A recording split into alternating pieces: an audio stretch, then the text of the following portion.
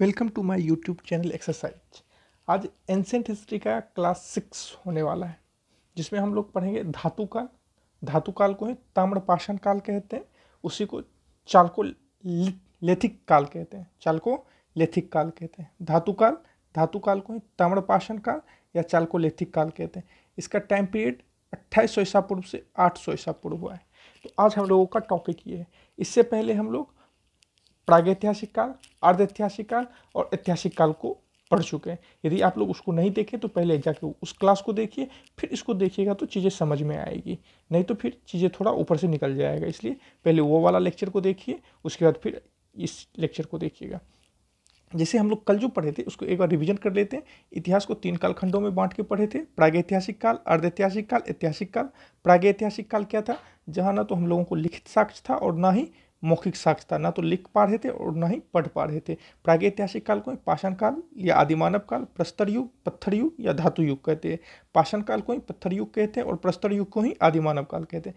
प्रागैतिहासिक काल को 4 भागों में बांट के पढ़े थे, पूरा या पूर्व पाषाण काल, मध्य पाषाण काल, नव पाषाण काल या धातु काल। पूरा पाषाण काल को 3 भागों में बांटे थे, निम्न पूरा पाषाण काल, मध्य पूरा पाषाण काल, उच्च पूरा पाषाण काल। पूरा पाषाण काल का टाइम पीरियड 5 लाख ईसा पूर्व से 50,000 ईसा पूर्व था। मध्य पाषाण काल का 9,000 ईसा पूर्व से 4,000 ईसा पूर्व था। नव पाषाण काल का 4,000 से 7,000 ईसा पूर्व था। धातु काल का 2800 ईसा पूर्व से 800 ईसा पूर्व था। इसी को ताम्र पाषाण काल कहते थे या इसी को चाल्कोलिथिक युग कहते थे।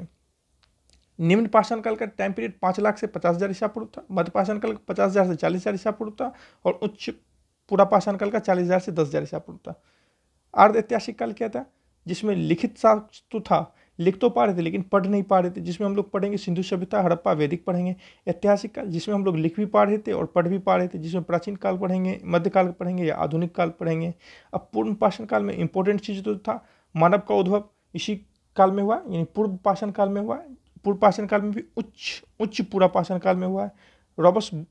रॉबर्ट ब्रूस फूड के द्वारा 1863 ईस्वी में पूर्व पाषाणकालीन औजारों का खोज किया गया था। वो जगह कौन सा था? पल्लावरम का मद्रास में है। किस बर्तन का प्रयोग किया जाता था? क्वार्जाइट का प्रयोग किया जाता था। पूर्व पाषाण काल में ही आग का खोज हुआ है। और जीवन यापन के लिए क्या किया जाता था? शिकार किया जाता था। इंपॉर्टेंट जगह को देखेंगे तो नेवासा है, इनाम गांव है। उससे आगे देखेंगे तो बेलन घाटी है। उससे आगे देखेंगे तो भीमबेटका है। उससे आगे देखेंगे सोहन घाटी है, थाड़ है। मध्य पाषाणकालीन देखेंगे 9,000 ईसा पूर्व से 4,000 ईसा पूर्व था। इसी के समय में क्या होता था? पत्थर के औजार बनाए जाते थे।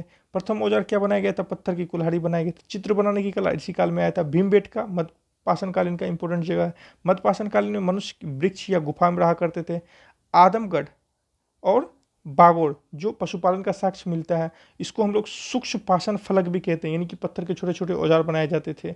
इसमें आदमगढ़ या होशंगाबाद मध्य प्रदेश में, भीमबेटका मध्य प्रदेश भोपाल में है, बागोड़ राजस्थान में, पायसरा मुंगेर बिहार में है। नवपाषाण कालीन की बात करेंगे तो सर्वप्रथम कुत्ते को पालतू बनाया गया था। पूछा जाता है कुत्ते को पालतू कब बनाया गया था? तो नवपाषाण कालीन में। कृषि व्यवस्था यहाँ से अस्थायी किया गया था। मनुष्य एक जगह पर अस्थायी रूप से रहने के लिए नवपाषाण काल में ही आरंभ किया था। मुख्य कार्य क्या था? खेती करना। पहले हम लोग आहार का संग्रह करते थे, यानी जमा करते थे। अब हम लोग उत्पादन करना स्टार्ट कर दिए थे। कब? नवपाषाण काल में। पशुपालन करना भी आरंभ कर दिए थे।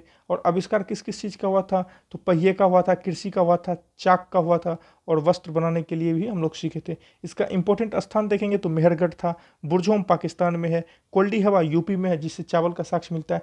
चिरांद बिहार में, जहाँ पे हिरण के सिंघों से औजार बनाया जाता था। मारकडोला असम में है।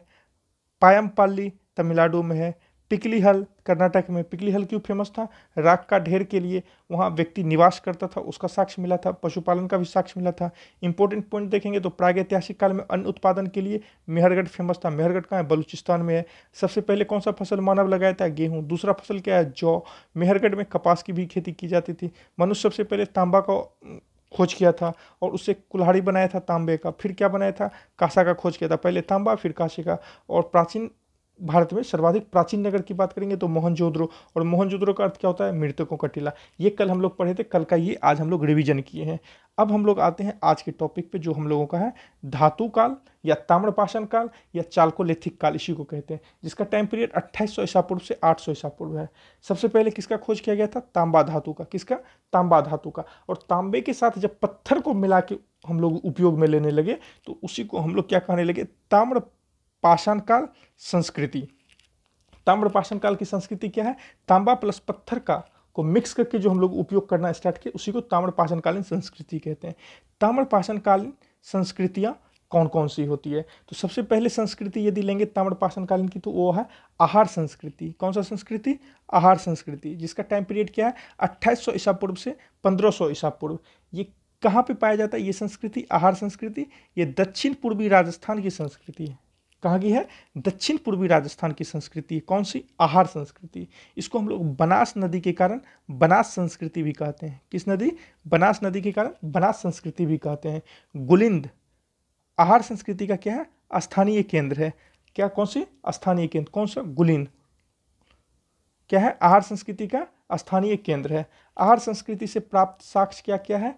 आहार संस्कृति से जो हम लोगों को साक्ष्य मिला था वो तंदूर मिला था, चावल मिला था, बाजरे की खेती का साक्ष्य मिला था और पका हुआ ईंट का साक्ष्य मिला था। तो आहार संस्कृति से क्या क्या मिला था? तंदूर का साक्ष्य, चावल का साक्ष्य, बाजरे की खेती का साक्ष्य, पकी हुई ईंटों का साक्ष्य। अब दूसरा संस्कृति देखते हैं, मालवा संस्कृति। मालवा संस्कृति का टाइम पीरियड देखेंगे तो 1900 ईसा पूर्व से 1400 ईसा पूर्व था। इसका सबसे फेमस चीज जो था मृत भांड। मृद भांड का मतलब होता है मिट्टी की बनी हुई बर्तन। इसका बहुत ही फेमस हुआ करता था। इसका प्रमुख स्थल की बात करेंगे तो एरण्य है, नागदा है, नागदा और नवदा टोली है। नागदा से कच्ची ईंटों का साक्ष्य मिला था, का बना हुआ घर, कच्ची ईंटों का बना हुआ बुर्ज मिला था। बुर्ज मतलब घर होता है, तो कच्ची ईंटों का मिला हुआ घर मिला था। और नवदा टोली में हम लोगों को क्या मिला था? नवदा टोली का जो है उत्खनन जो कराया गया था, खोज कराया गया था प्रोफेसर एच.डी. संकालिया के द्वारा। किसके द्वारा? Professor HD. संकालिया के द्वारा उत्खनन कराया गया था। और साक्ष्य क्या मिला था? हरा चना, ग्रेन मिला था, हरी मटर, मसूर, चना, 2 किस्मों का गेहूं मिला था। तो मालवा संस्कृति 1900 ईसा पूर्व से 1400 ईसा पूर्व है। मृत भांड यहाँ का बहुत ही फेमस है। प्रमुख स्थल में एरण्य मिला था, नागदा मिला था, नवदा टोली मिला था। नागदा से हम लोगों को क्या मिला था? कच्ची ईंटों का बना हुआ घर मिला था। और नवदा टोली, इसका जो है उत्खनन कौन कराया था? Professor HD. संकालिया कराया था। और साक्ष्य क्या मिला था? ग्रेन, हरी मटर, मसूर, चना, 2 किस्मों का गेहूं। अब तीसरी सभ्यता देखेंगे, संस्कृति देखेंगे तो जौड़वे संस्कृति है। जौड़वे संस्कृति 1500 ईसा पूर्व से 900 ईसा पूर्व के बीच में। ये सर्वाधिक सबसे ज़्यादा बस्ती पाया जाने वाला संस्कृति यही है, जौड़वे संस्कृति।